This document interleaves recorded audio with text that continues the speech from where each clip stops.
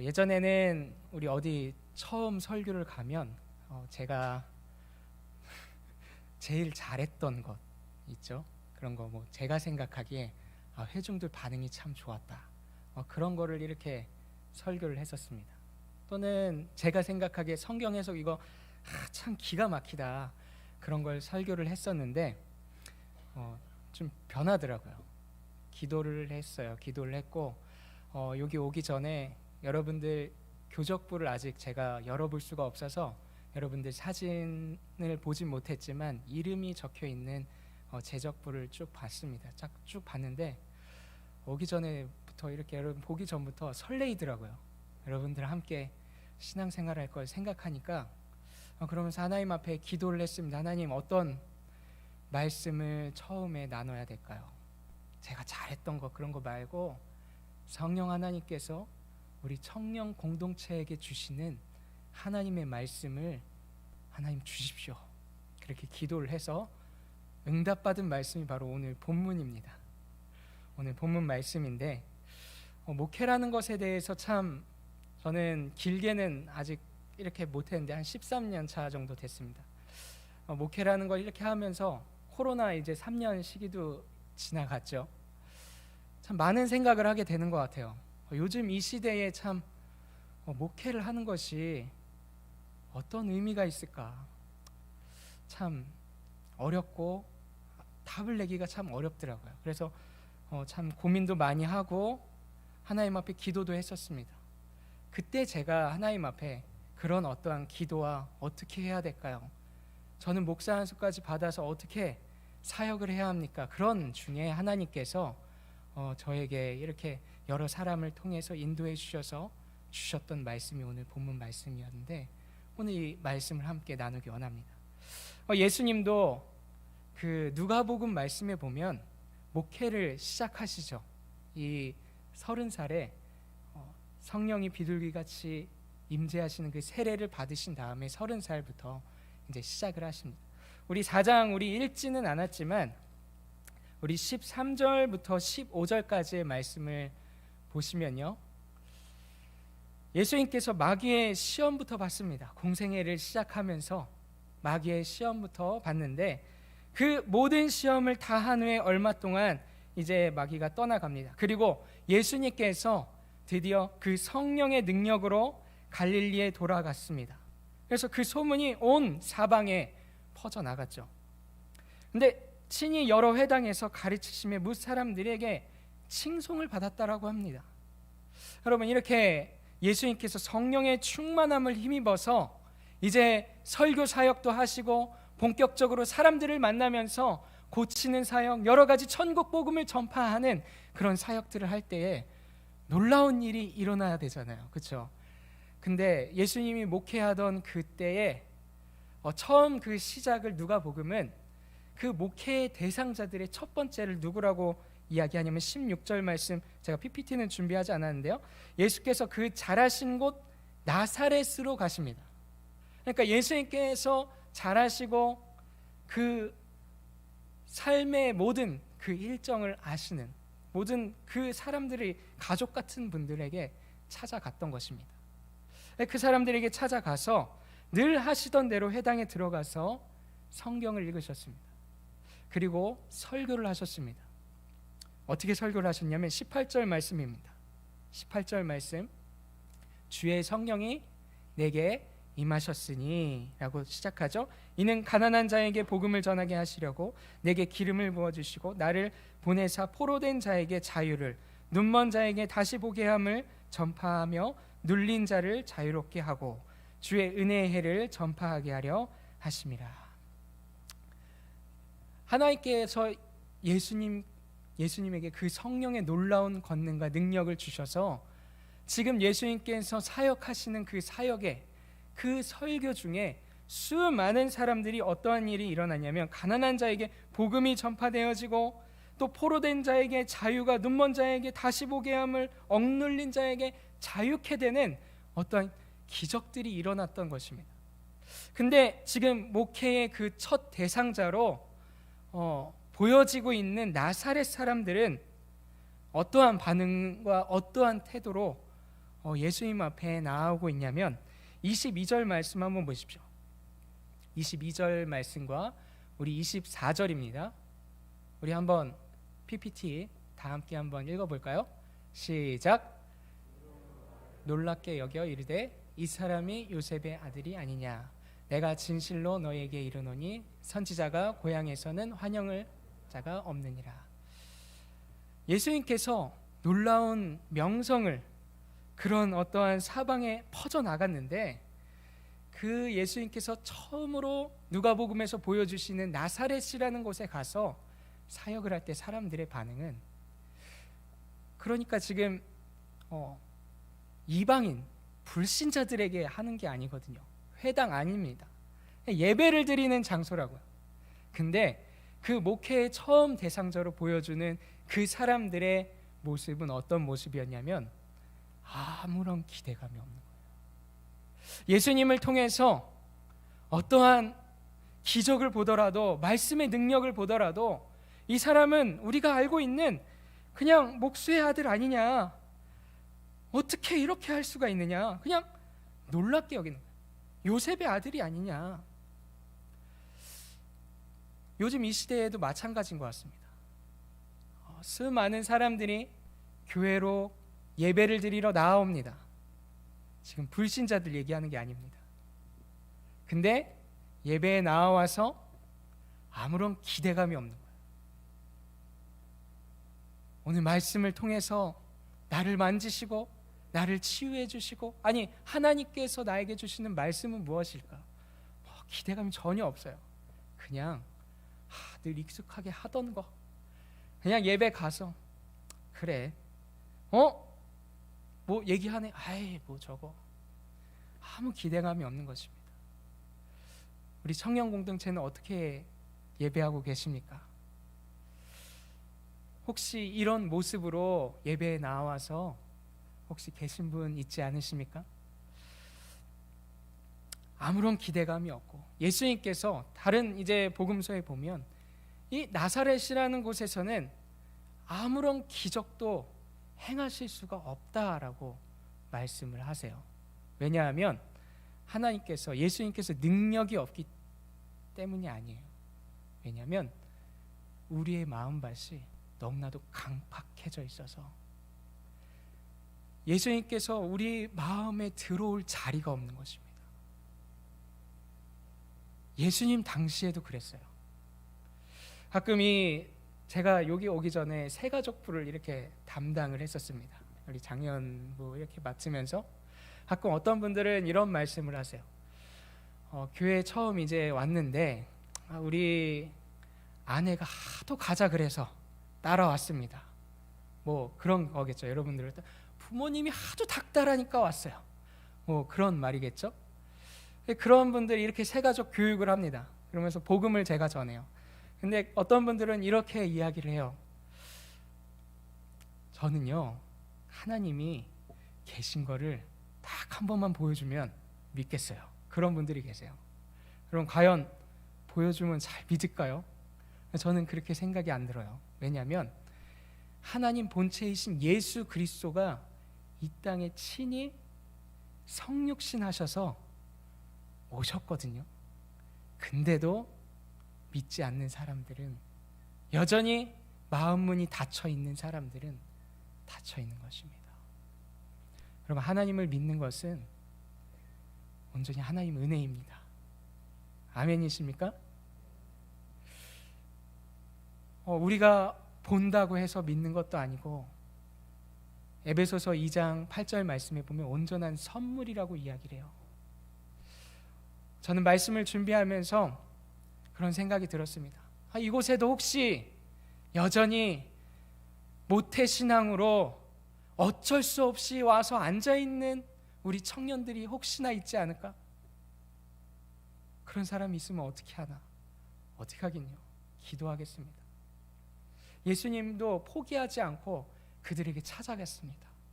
그들에게 찾아가서 말씀을 전하셨습니다. 우리 말씀을 읽진 않았지만 계속해서 이 사람들에게 말씀을 선포할 때 나사렛 사람들은 예수님을 죽이려고 했습니다. 듣기 싫은 말을 한다는 거죠.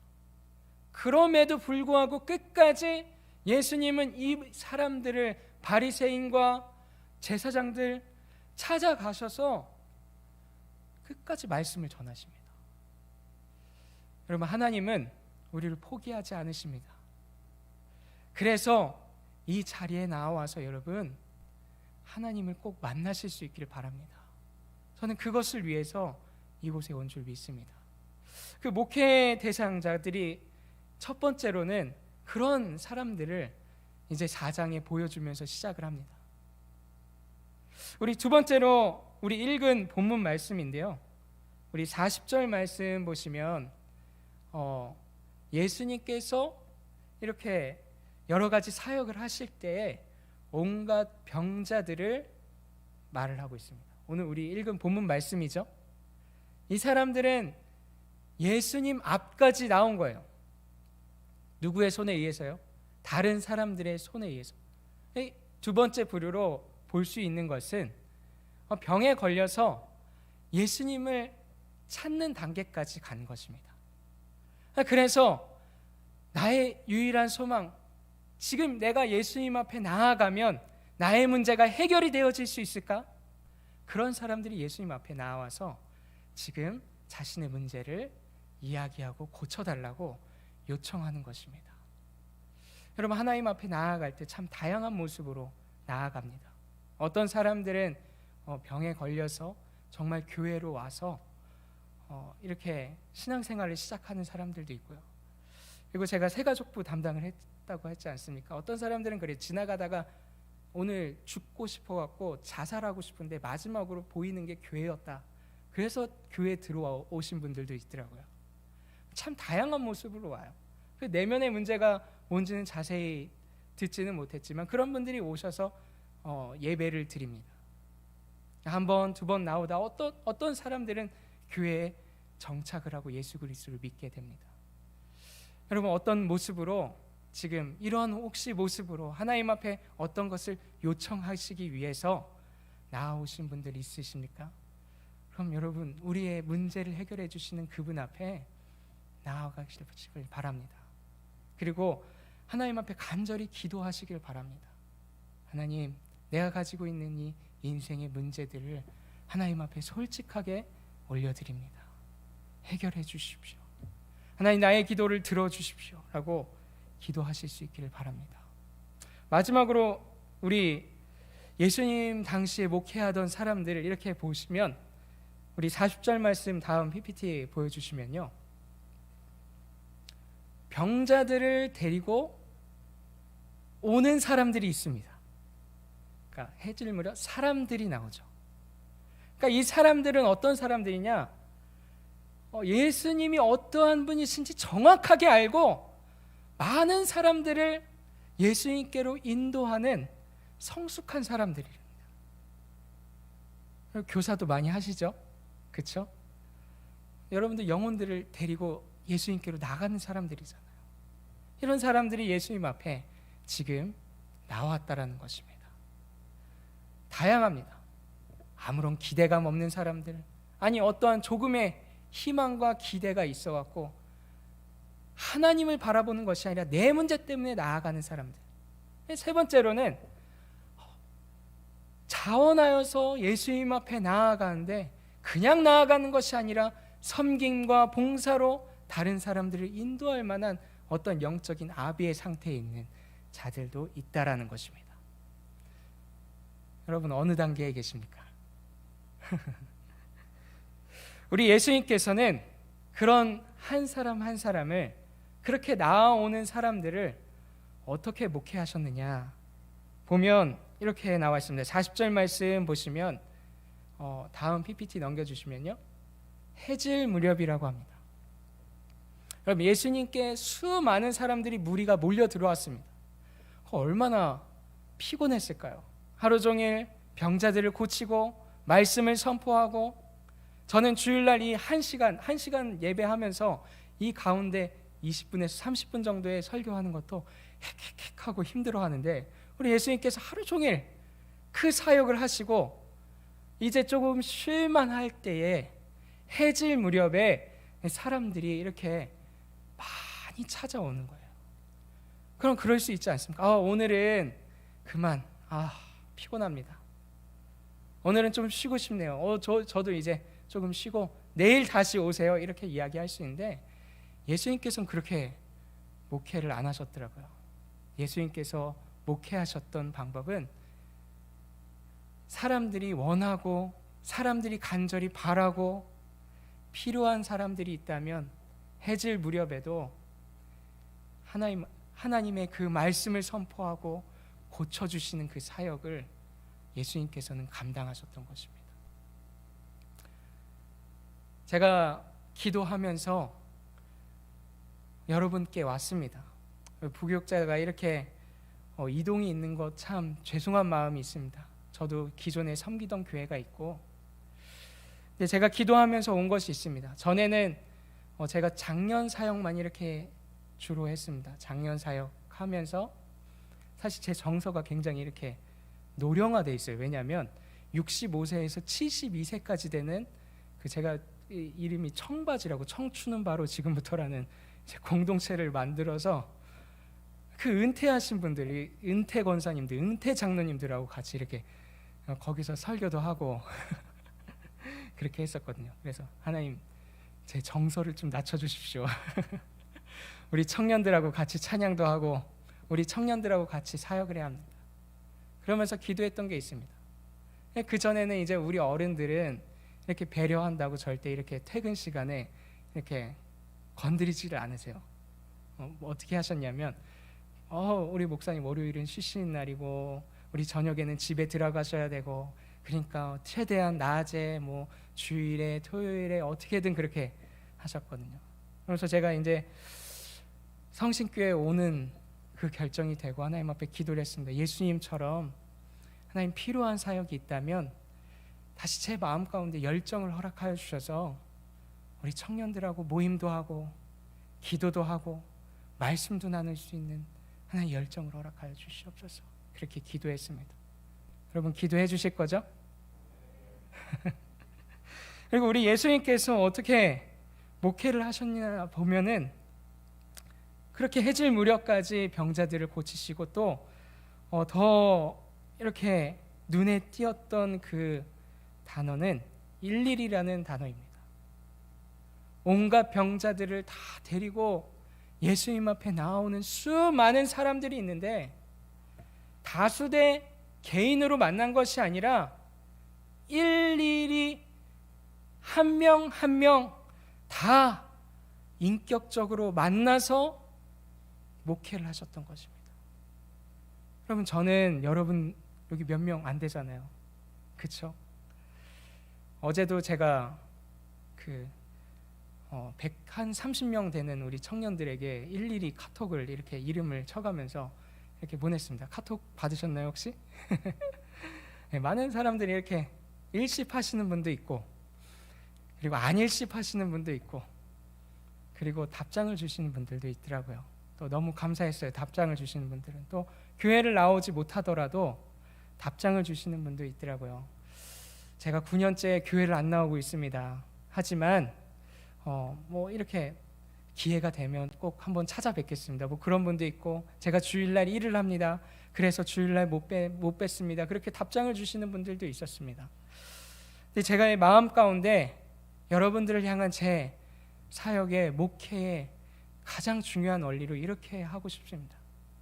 여러분들 한 사람 한 사람 일일이 다수대 한 사람이 아닌 여러분 일일이 여러분들을 만나고 여러분들의 아픔과 여러분들의 상처를 알고 여러분들의 기쁨을 알고 여러분들과 함께 신앙생활에 나아가는 것, 이 가운데 하나님의 나라를 이루어가는 그 기쁨은 무엇인가?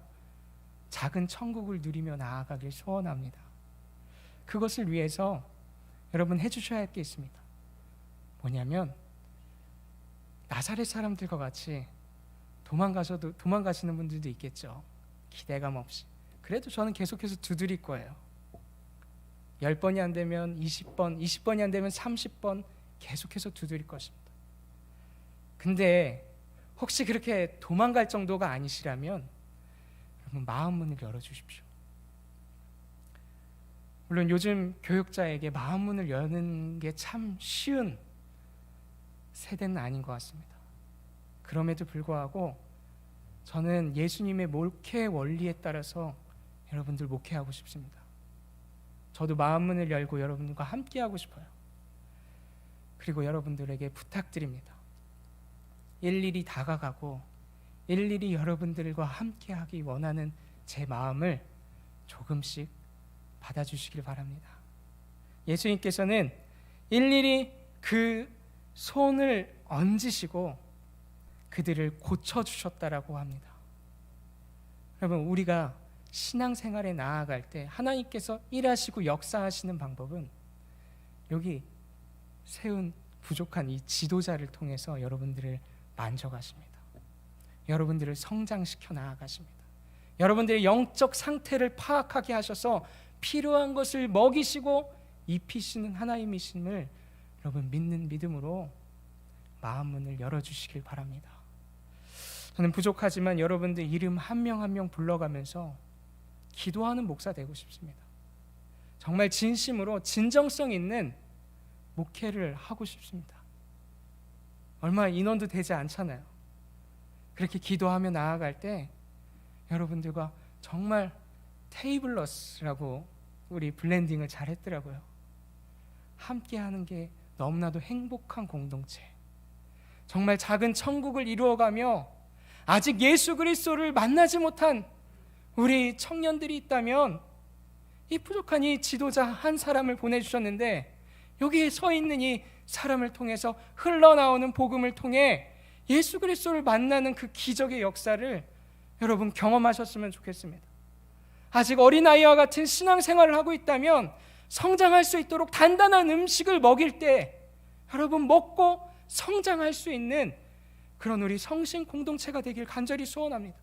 그래서 여러분들을 통하여서 우리 교회의 다음 세대가 세워지고 우리 그냥 여러분들만 신앙생활하기에 하나님 앞에 나아가는 것이 아니라 저는 여러분들이 다른 사람들도 같이 이끌고 하나님 앞에 나아갈 수 있는 단계까지, 영적인 부모의 단계까지 나아갈 수 있도록 여러분들을 위해서 기도하고 함께 하겠습니다. 함께 해주실 거죠? 제 마음을 나눴습니다. 그리고 오늘 우리에게 주신 하나님의 말씀을 기억하셨으면 좋겠습니다. 예수님께서 일일이 찾아오셔서 우리를 치유하시고 고치시는 그 역사를 우리 공동체 안에서 누리며 나아갈 수 있기를 간절히 소원합니다. 기도하겠습니다.